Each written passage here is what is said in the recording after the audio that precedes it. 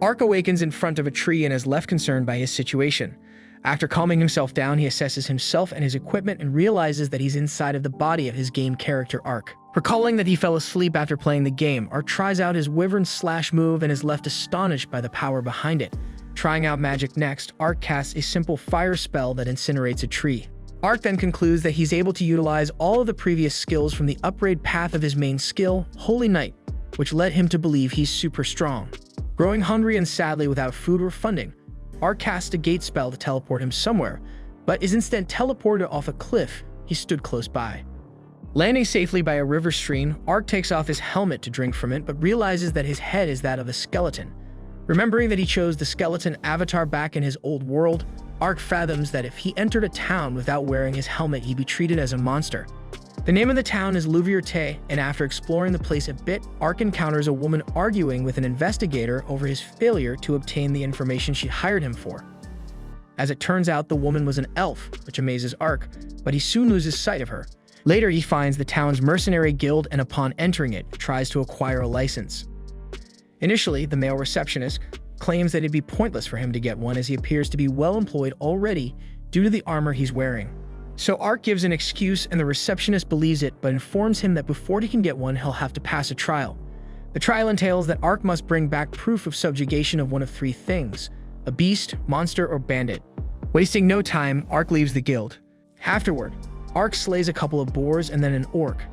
Carrying the proof of subjugation, Ark spots a group of bandits surrounding a carriage who slays the guards and surround a noble lady and her maid. The bandits take advantage of the noble lady and her maid. We see Ark slaying the bandits and finishing off the remaining bandits with his wyvern slash move. Once the bandits were dealt with, Ark checks upon the two ladies. They thank him and introduce themselves as Lauren and her maid Rita. As Rita and Lauren step into the forest to take care of themselves, Ark loots the bandits' belongings and uses their horses to carry it all. Rita then asks for Ark's name and he introduces himself as a humble traveler by the name of Ark. Back at the guild, Ark turns in his subjugated prey and receives a rune stone from the orc that he slew and is advised by the receptionist to remove them whenever you kill a monster. After a brief explanation of what runes can be processed into, Ark is given his license and he immediately checks into an inn and has the food served there delivered to his room. A single mother named Siona works hard for her two children, Marka and Helena. She heads to the field every morning as the sun rises. Wanting to help their mother, Marka writes a job request asking for help. Eventually, Ark accepts the job, which entails protecting someone as they collect herbs. He arrives at the job destination called Rada Village, and the village's gatekeeper directs him to Siona's home. In the fields while collecting herbs, some shaking in the bushes alerts Ark, and upon investigating it, he finds a wounded green multi-tailed monster. Ark then uses healing magic on it to allow it to heal from its wound. Ark names it Ponta. Back in the village, a hunter is distraught by something he saw in the forest that wasn't the usual fanged boar that would be normally encountered in the forest. As it so happens, Siona arrives back in the village and hears from the gatekeeper that Marka left for the forest earlier that morning with a knight. Returning to Ark's group, they find the Kabumi tree in full bloom, and the moment Marka approaches the tree, a giant basilisk appears from behind it. Noticing Ponta's upset behavior toward the beast, Ark deduces that the one responsible for injuring her was the monster. Before the basilisk could stomp on Marka, Ark briskly pulls her out of the way and then avoids its poison fog breath attacks. Analyzing the basilisk's attacks while defending against its paralyzing claws and whip-like tongue, Ark then uses his holy shield of two dates to defend against a petrification attack. After this, Ark uses his judgment attack that slices the monster in half, thereby defeating it. Ark requests that it be kept a secret and Marka understands. Ark then notices a ring around the monster's right ankle that disappears moments after it was spotted. Marka then reunites with her mother Siona, who embraces her daughter, and Ark formally apologizes to Siona for recklessly allowing her daughter to go into the forest. By dusk, Ark and Ponta get ready to leave and Ark is given a circlet of flowers by Helena. Later that night within the forest, a large group of soldiers slay a giant basilisk of their own. The leader is given a status report of the total number of deceased and injured soldiers by his subordinate, and about how a single person managed to slay a giant basilisk single-handedly. Amazed by this feat, the leader surmises that the one who slew it must be either a god or devil. Meanwhile, Ark enjoys himself in his room with Ponta and considers taking on a more challenging quest the next day. Elsewhere, Arian's inner monologue notes how the elf and human treaty is nothing more than a farce at that point in time, and that she seeks more power. It was the encounter with a large man in silver armor that would change her destiny, as she spots Ark with Ponta exiting a cave and prepares to attack Ark. Elsewhere, in Dianto, Triton hears from his partner Celsica about the failed assassination attempt on Lauren's life. As for the beasts that were set loose in Louviard, they were in the giant basilisks, which were both individually slain. The news disheartens Triton, and Celsica asks why Prince Dakars was targeting the area in the first place. Triton, on the other hand, has no clue. It's also noted that they cannot allow any information to leak that they're in allegiance with Dakars, or else that would complicate matters with Prince Stekt. Henceforth, Triton orders that the product must be secured and sent to the market, and that Princess Uriarna not become aware of this. Celsica assures that it will be done. Triton then asks about his son Udalan, and Celsica details that he was escorting the product, which Triton scornfully disapproves of. Back to Ark, he's attacked by Arian and recognizes her as the elf from the city. Arian accuses Ark of being a bandit, but stops attacking him after she sees Ponta and recognizes her as a spirit creature. This clears the suspicion of Ark being a bandit, and Arian discloses that she heard that bandits that were located there were hunting elves. Ark informs Arian that no elves were found in there, and then learns from her that elves are sold for a high price on the slave market. Before Arian runs off, Ark tries to offer his help, but Arian flatly rejects the offer and runs off. Warping into a place that he had suspected was close to the elven forest, Ponta then senses some presence nearby. It turns out it was a young elven girl trying to escape from her captors, but is soon caught. The aforementioned Udolan was the leader of the bandit captors, who not only taunts the girl for trying to escape, but also stabs her in the leg as well. Ark watches it all as it unfolds, and before he can make a move, Arian appears and takes out a couple of bandits with a single swipe. One of the bandits recognizes Arian as a dark elf, a rare type of elf, and would fetch a great price, which Udolan claims that he doesn't care for her and that bandits are to do whatever they please with her. A large number of bandits then surround Arian, but she instantly defeats them, and one of the remaining bandits recognizes Arian as an elven warrior. Once Arian takes out nearly all of the remaining bandits, Arian is caught in a pinch when Udolan takes one of the elven girl's hostages. Seeing an opportunity to help, Ark appears behind Udolan and uses his armor lariat attack against him, which KOs him. The remaining bandits are then dealt with by Arian. The elven captives were rescued, and Arian notices that the captives wore mana-eating collars. Arian explains that it suppresses their ability to use their spirit magic. Ark casts Uncurse on one of the elven girls and then heal the wounds on the girl. Arian summons her spirit creature, a whispering foal, to relay a message about the rescued elves. Eventually, a couple of cloaked elves arrive at the scene and pick up the formerly captive elven girls. With the elven girls out of the picture, Arian recounts the skills and abilities that Ark displayed and demands to know who he really is, but Ark assures that he is no one of any importance. Just the whispering foal returns and relays a message from someone claiming that the main perpetrator's HQ was located in Diento, and that they're going to make a move on there soon. In light of this, Arian asks to hire Ark for his services. Ark accepts Arian's offer. Using a magic spell Gate, Ark teleports the group to Lytle River, which surprises Arian as she notices Diento in the distance. When they arrive in the city, they wait for Danka. Danka discloses the location of their target area within the theater district. That night, the group heads out to their destination while being tailed by an unknown person. Using Dimension Move, Ark teleports the group to the rooftop of their destination. After Arian struggles to get inside the building, Ark uses Dimension Move again to teleport Danka, Ponta, and himself into the building. Searching around the inside of the building, they find that some of the bandits were killed. From there, they all split up to investigate the building so they can cover more ground. Ark uses Dimension Move to cover the sound of his tracks as he moves around the building, and the moment he finds more dead bandits in a room, he's attacked by a ninja. Exuberant over this discovery, the ninja asks Ark how he knows that she's a ninja, but calms down after seeing Ponta. The ninja deduces that Ark is there for the enslaved elves and then gives him a roll of paper, which she claims will be of use to him. The location of the elves. The papers which the ninja gave to Ark turn out to be paper contracts for elven slaves, and Ark shows this to both Arian and Danka, while also mentioning there are 2 more elves in the Lord's palace. When asked about where he found the papers, Ark claims that he found them on one of the bandits there. Down in the basement area, the elven girls are freed by Ark. Ark then uses Dimension Move to reach the Lord's palace. Having 2 elven ladies by the names of Sina and Una restrained on his bed, Triton prepared to have his way with them, but first chastises his son, Udalan, for his recent failure. Elsewhere, Ark and Arian manage to successfully land on Triton's mansion and catch the attention of a couple of guards.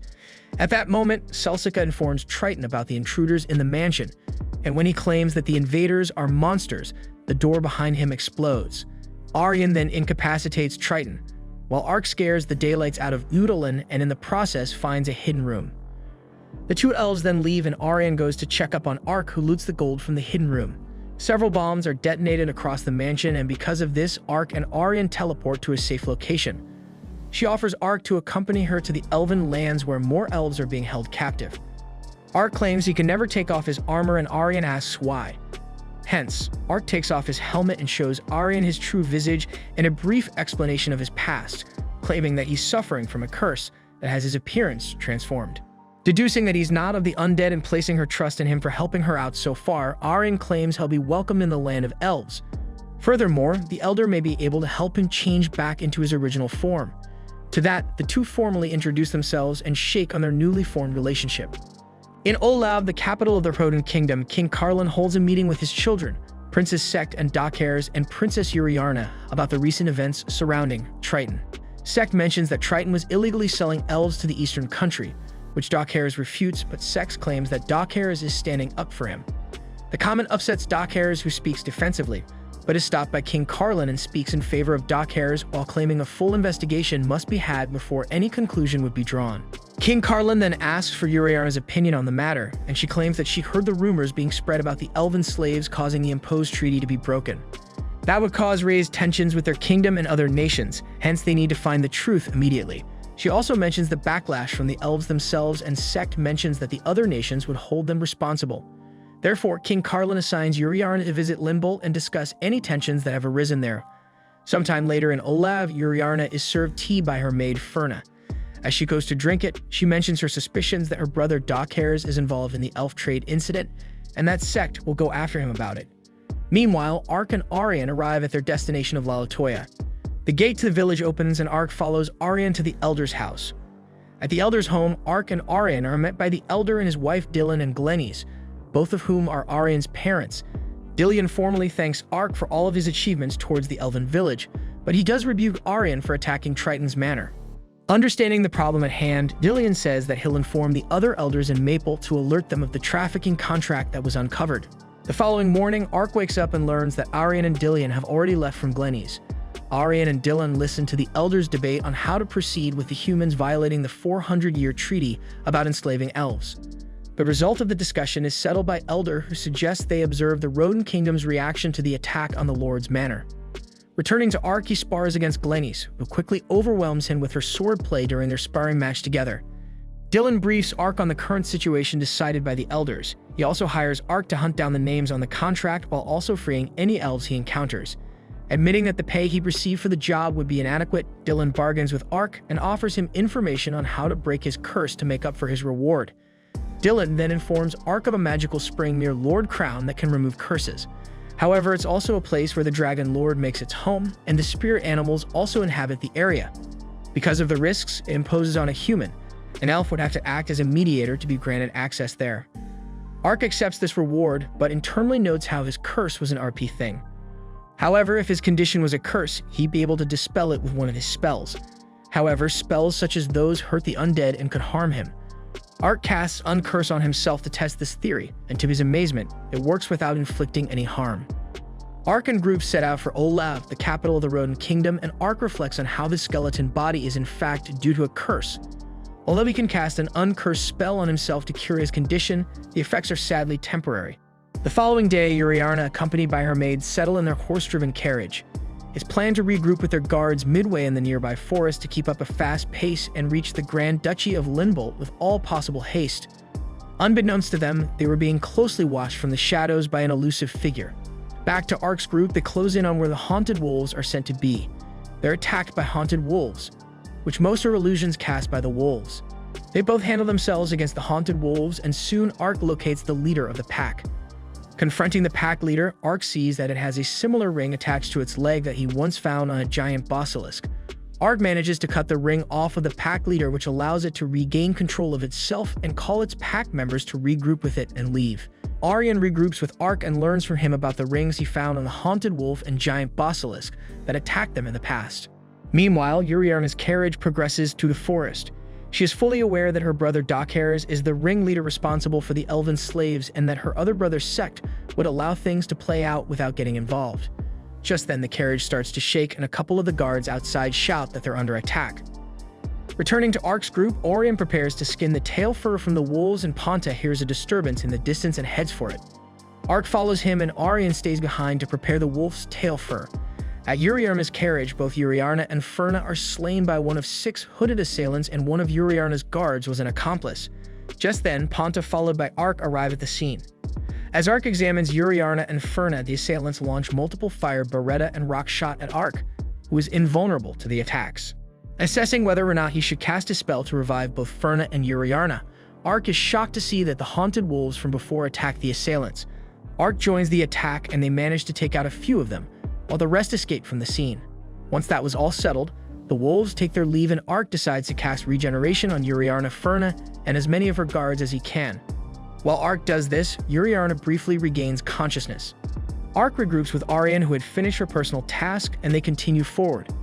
Finally, at Olav, they nearly get involved in a fight between a young lady and 3 angry men who are easily dealt with by the young lady who turns out to be the ninja girl. Chiome thanks Arian and Ark for freeing the enslaved people back in Diento and introduces herself as a member of the Jinshin clan's 6 ninjas. They then change their location to a room in an inn, and there Ark introduces himself and Ponta, while Arian introduces herself. In the royal castle, Prince Dakeres throws a fit about the haunted wolves that stop taking orders. Another man there named Centurion speculates that the rings on the wolves may have been broken somehow, and that Uriarna is likely to be alive. This would pose a severe problem to Dakeres' plans to stop the negotiations between the elves and her. Dakeres then asks who the perpetrators were, and Centurion responds that they were likely elves and would have eventually arrived in Olav. Meanwhile, Ark and the group walk through a forested area, and Chiome informs Ark that the founder of her village wasn't a beastman, but a human named Hanzo. She reveals that Hanzo was once a spy for the Revlon Empire who took it upon himself to take an underprivileged beastman in his care and train some of them too. Reaching their destination, the largest slave market in Olav, Etsat Market. By dusk, Chiome goes over the plan and asks that both Arian and Ark act conspicuously, and then make a quick escape when they're done. Chiome admits that she doesn't believe that everyone involved in this will be able to escape. Ark then asks if Etsat is a decoy, and Chiome confirms it by mentioning the other 4 slave markets in Olav will be targeted. Chiome goes off to notify her comrades, tells Ark and Arian that the assault on the market will take place that night, and advises them to prepare themselves. Ark dons a new mask, and they're soon met by Chiome and her companion Goemon. It's decided that Arian and Shion will attack the front, while Ark and Goemon will attack the rear. Wasting no time, Ark and Goemon approach the back gate, and Goemon casts Stone Smasher on himself to help Ark break through the front door. Inside the place, Ark takes out several guards, and Goemon casts Arm Bracer, which transforms his body into hardened steel that breaks the weapons of those who attacked him. Taking advantage of the situation, Goemon casts Rock Spear Strike, and Ark adds to it with his Rock Fang. On the opposite side of the fort, Chiome and Arian manage to get past the front gate and head toward the market. During the night of the attack on the Etsat market, Dakeres in Cetrian's safe haven learns from the said person that the market is under attack, as well as 4 other slave markets as well. Dakeres demands that reinforcements be sent to the places under attack and notes his frustration about his situation. At the Etsat market, Chiome, Arian, and Ponta infiltrate the place, and a couple of guards soon accost them. The guards are quickly dealt with by Chiome's ninjutsu Liquid Wolf Fang. They then reach the cells where the slaves are held, and Chiome announces herself as part of the Jinshin clan who's there to rescue them all. As Chiome opens some of the cells, more guards arrive and are swiftly dealt with by Arian. Outside in the market compound, Ark and Goemon arise from the rubble and are soon joined by Chiome's group, who informs them of the Beast People's whereabouts.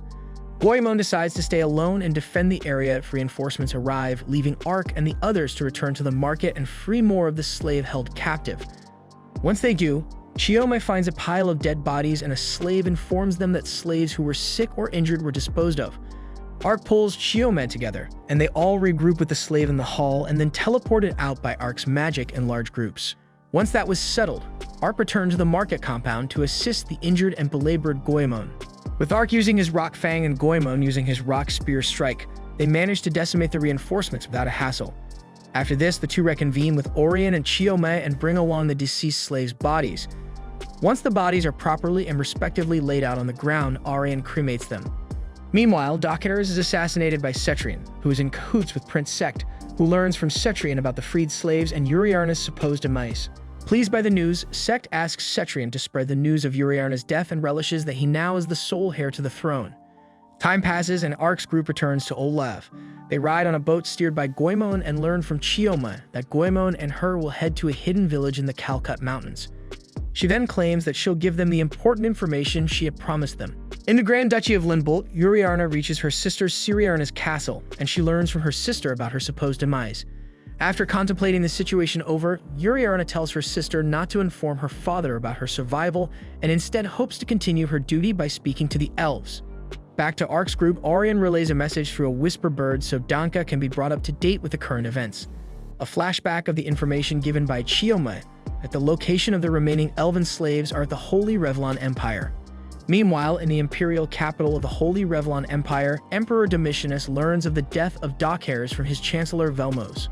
Although pleased by the news that Uriarna is dead, Velmos informs Domitianus that the rings they provided to Dockhares were broken, and that a third person is involved in killing the princess. Domitianus speculates that Sect was the likely one to do it and asks about Fumba's progress in bringing Olav to ruin. Velmos happily announces that his progress is coming along smoothly. In a barren wasteland, a flock of sand wyverns flies in the sky and Ark becomes super excited by their presence. Meanwhile, someone is watching and taking notes on Ark. Aurion discloses the plan on how they'll reach the Revlon Empire. Aurion claims that unlike the Rodent Kingdom Elven, slavery is allowed and her being an elf is notably disconcerting. They're then approached by the person spying on them before. He introduced himself as Karsi Held, an elven monster researcher.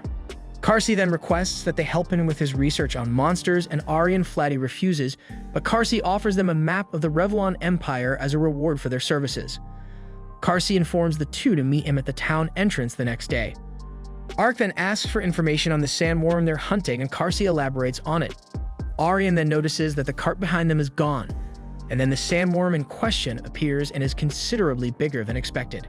Spotting Karsi's companion by the broken cart, Aurion tries to rescue him, but is ambushed by the sandworm, so she tries to exploit its weakness to fire with a fire spell. However, her attack against it was futile, and the sandworm tries to attack her, but Ark manages to save her in the nick of time, allowing her and Karsi's companion to retreat to a safe location. Taking advantage of the situation, Ark pulls the sandworm out from the ground and using his immense strength, slams it to the ground. Once the sandworm was knocked out, the attached ring disappeared. Later that day, the sandworm is tied up and brought back to the town. There, Karsi gives the two their reward. Meanwhile, an unnamed man from Revlon reports to Fumba as he fondles a couple of women by his side about the recent number of missing people. Fumba then shows the man the monster he has in store for the next attack and feeds one of his women to it. Arriving at the border town of Kasek, Ark figures they finally arrived in the Revlon Empire, the place where the captured elves were being imprisoned in. Because of the tight security in the vicinity, they decide to ask around town while trying not to draw attention themselves.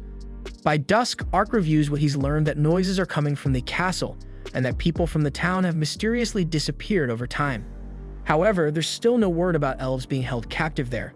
Before Ark and Ponta regroup with Aurion, they hear a woman screaming and find a lady in an alleyway being confronted by a trio of men.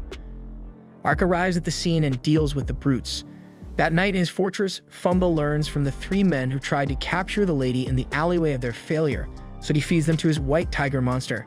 Outside of the fortress, Ark and the group proceed toward the fortress. Once inside the fortress, Aurion locates a hidden stairway, and as they walk down it, the pungent smell of beasts is noted. At the bottom of the stairs, the two guards guarding the solid iron gate are swiftly dealt with. Ponta then finds another iron gate that Ark opens, and behind it, the group finds a massive underground space with pillars all around the area. Fumba then arrives and notes that he came to investigate what was alerting his monsters. Fumba introduces himself by his full name and job title, Monster Sorcerer. He goes on to explain the extent of his skill in his profession, which concerns Ark, and then spots the rings attached to his belt match the ones he's encountered before in his travels. Figuring that Ark doesn't believe him, Fumba summons his white tiger monster to deal with him. Ark places Aurion at a safe distance and asks Fumba about the elves who arrived there 4 months ago. Fumba then reveals that while most of them were sent to the Empire for their magical experiments, the remaining ones were used for his amusement. Hearing that, Ark slices off the monster's head with a single swipe and admits that he's encountered a fair amount of villainy since he's arrived in that land. Unfazed by this, Fumba summons a horde of monsters, but Ark briskly deals with them all with his sword and skills like Shield Bash. Still unfazed by this outcome, Fumba points out that Aurion is in a pinch, and Ark then sees that an orc was about to crush her with its club. However, the orc is entrapped in a body of water called Liquid Prison created by Chioma. Although Fumba tries to summon more monsters, he's told by Chioma that her comrades have eliminated them all. Just then, the ground starts to tremor and Fumba claims that his masterpiece is Humbrian. He'll settle the score outside and flees the scene. Teleporting outside with Aryan in his arms and both Panta and Chioma on his shoulders, Ark recognizes the monster that escapes from the fortress as a Hydra. Ark notices the rings on the Hydra that emerge from the fortress, and Chioma suggests a tactical retreat. However, before they can, the Hydra fires straight at them. Fumba watches this through the Hydra and relishes his victory over Ark's group. Fumba sends the Hydra to Kasek to feed upon its inhabitants. Meanwhile, Ark and Chioma are shown to be both alive as Ark's shield magic protected them. Despite Aryan wanting to go after Fumba, Ark suggested that he hunt the Hydra heading for Kasek. Figuring Ark could do it alone, Chioma and Aryan go by themselves to hunt Fumba.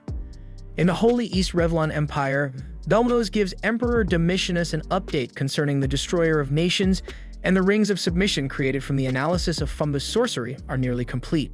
The Hydra was closing in on Kasek, and the city guards raise an alarm as the head guard ordered preparations for an evacuation. Catching up to the Hydra, Ark uses his Wyvern Slash to catch its attention and follows up with a Shield Bash. An astonished Fumba witnesses this as it plays out, and then Ark dodges its Flame Breath with a Dimension move, but one of the heads bites down on him.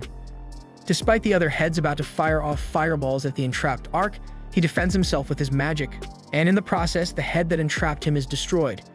Using his Judgment skill, Ark destroys 3 of the Hydra heads only for them to regenerate. Teleporting to a safe distance, Ark prepares to use a magic spell he's never used before and summons Ifrit to face off against the Hydra. Elsewhere, Panta leads Aryan and Chioma to Fumba's location, and he was amused by Aryan's presence, figuring she was there to become his. Fumba tries to possess Aryan with his monsters, but she kills them before he can. Chioma also scars his back, revealing he had a special spell Crest Seal on his back that helped him control his monsters.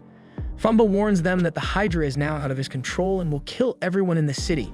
Aryan then assures Chioma that everything will be alright because Ark is down there to fight against the Hydra and then proceeds to incinerate Fumba with her flame sword. Back to Ark's side, through the combined efforts of Ark and his summon, Ifrit, they destroy the Hydra. Once Ark regroups with Aryan, Chioma, and Panta, a whisper bird sent by Danka arrives and conveys that Princess Uriarna has met with one of the great elven elders Fangas. The meeting between them was to settle the matters between their respective kingdoms. Princes Sect and Dakhares are mentioned as conspirators with the Revlon Empire as well. Princess Uriarna promises that if the Revlon Empire invaded the Elven lands, the Olive Kingdom would help defend them. Fangas agrees to these terms and shakes Uriarna's hand on it. Returning to Ark's group, they walk down a dirt path. Ark and the group talk about the coexistence between humans and elves. In the kingdom of Olav, Cetrion reports to Prince Sex that Princess Uriarna survived and her negotiations with the elves were a success. Considering the possibility of a double agent, Prince Sex brushes this off and claims an alternate path to achieve their goal will be taken. In her room, Uriarna believes that she died once before but was brought back to life to fulfill her angel's wishes. News of the deaths of the Hydra and Fumba reach Domitianus, who considers it no loss whatsoever and is curious to know who slew the Hydra. Meanwhile, Ark unintentionally reveals his face to Chioma and is then filled in on Ark's condition. It's decided that after they reach Lalatoya, Aryan will guide Ark to Lord Crown. Excited about that trip, Ark also asks to see Chioma's hometown and she sheepishly agrees.